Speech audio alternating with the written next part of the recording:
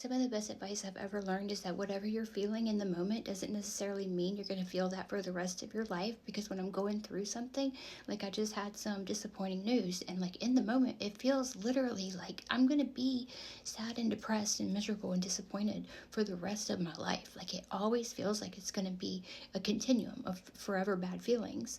But I have to remember that that is not how it works. And eventually I'll have good feelings again. And so when I'm having the bad feelings, I have to be careful not to do something stupid at that juncture. Years and years ago, I was working at a restaurant, and it was at the end of the shift. I'd had a really bad day. I wasn't making any money, and I remember thinking, like, this is not for me. Like, I'm not going to be able to pay my bills. I don't know what I'm going to do.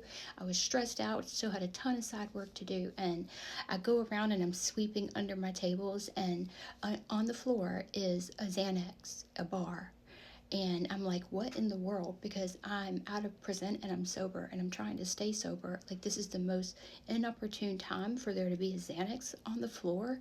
And if I had wanted a Xanax, then I wouldn't have been able to find one, not on the floor.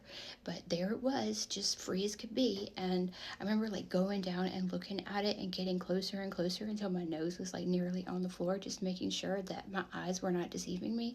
And somebody told me one time, like, if you don't touch it, if you don't pick it up, you can't use it. And I've kind of kept that in my head. And so I was like, what do I do in this moment? And so I swept that bad boy up and I took it straight over there and I dumped the dustpan out into the big trash can and kind of went back over to where I was sweeping and everything. And I thought, you know, you could get it out of that trash can.